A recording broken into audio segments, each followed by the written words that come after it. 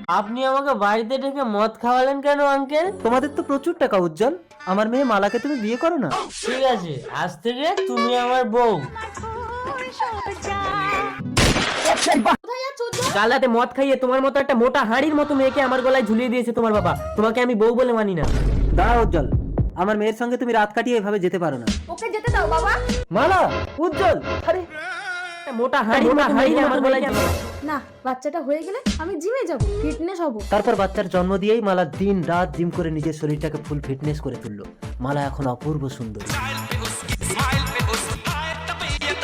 মা দেখো দেখো মেয়েটা কি সুন্দর। তুই চিন্তা করিস না উজ্জ্বল, আমার তো প্রচুর টাকা, একটা চুরি মারবো, ওই মেয়ে আমার পায়ে এসে পড়বে। এই লড়কি মালা, চলে আয় মালা।